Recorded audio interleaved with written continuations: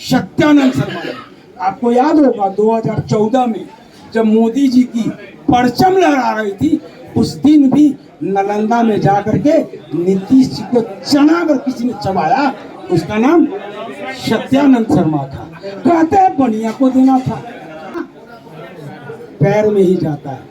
तो उस दिन से हम लोग को समझ में आ रहा था कि हम कर्जकर्ताओं का क्या मूल है। वो राजेश वर्मा मैंने लिख के दिया, 2020 में जरूर हमारे पार्टी से चुनाव लड़े थे, उनको 20,000 करीब वोट दिया। उनसे बाद में उनको जिला अध्यक्ष बनाया गया।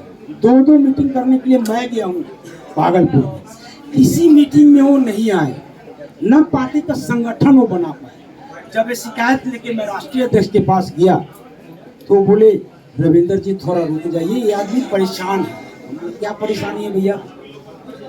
तो इसके ऊपर में ईडी का छापा पड़ा है, इसके ऊपर में इनकम टैक्स का छापा पड़ा है, बहुत सारी जांच एजेंसियां इसके पीछे पड़ी हुई है।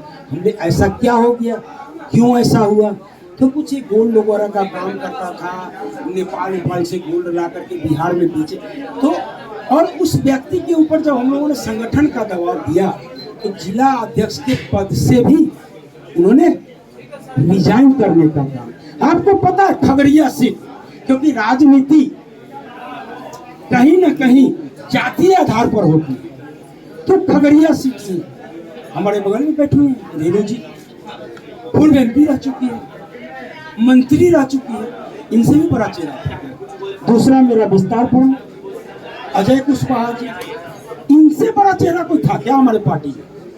मानिए बोला गया कि हम लोग को मैसेज दिया गया कि कुशवाहा को एनडीए की तरफ से था कि कुशवाहा को नहीं देना, कि कुशवाहा ऑलरेडी 4 गो एनडीए की तरफ से हो गया है, इसलिए कुशवाहा को और टिकट नहीं देना। तो हम लोग के पास मैसेज था, ठीक है भैया मत दीजिए कुशवाहा को। अति पिछड़ा का बहुत बड़ा नेता हमारे साथ में सत्यानंद शर्मा ने।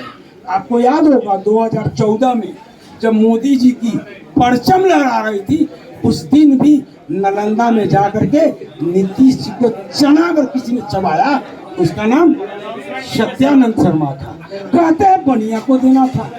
तो आपको मैं बताता हूँ, सहरसा में हमारे साथी हैं हाँ साहू जी, उनको दे देते। आज सबसे दुख जो सबसे बड़ा दुख जिसने पार्टी तोड़ा, वो लेटर हमने आपको दिया, जिसके घर में बैठ करके 5 सांसदों ने जदयू के बड़े नेता के साथ पार्टी तोड़ने का काम किया। जो प्रिंस राज उस समय के प्रदेश अध्यक्ष हुआ करते थे, ये बातें हमें राष्ट्रीय अध्यक्ष ने बताया हुआ है जब पार्टी टूटी हुई है।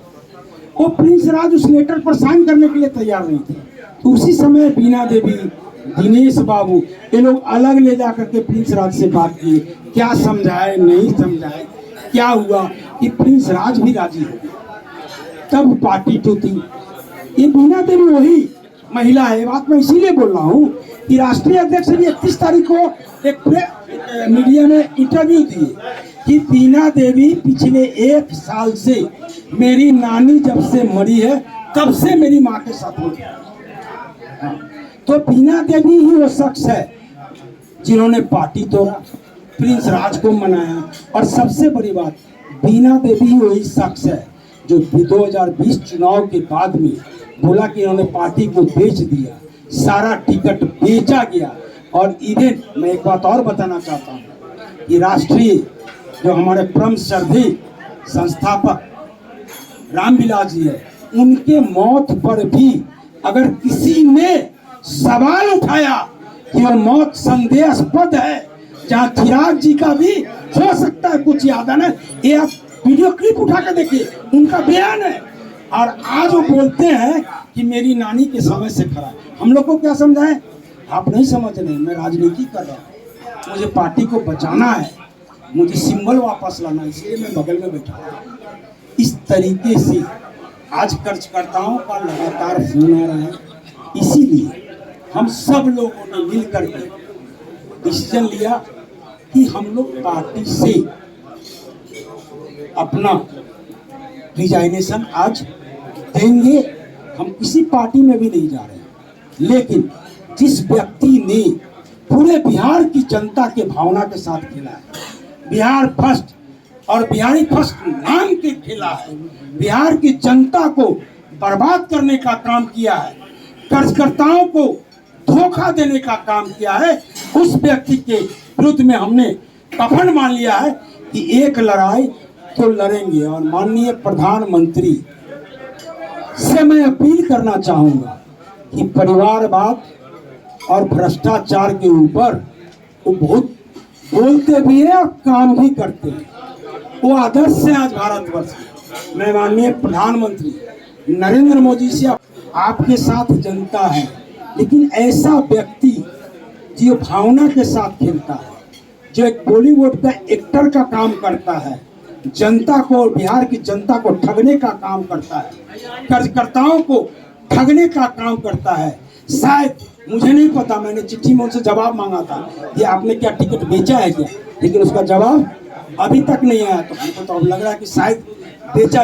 जो एक एमपी के लिए टिकट बेच सकते हैं और पैसा ले सकते हैं, तो ऐसे एमपी, ऐसे लोग अगर सांसद में पहुंच जाएंगे तो उस सांसद का, उस मंत्रिमंडल का, उस कैबिनेट का, उस सरकार का छवि, जो माननीय प्रधानमंत्री का छवि है, उसको बिगाड़ने का जरूर काम करेंगे।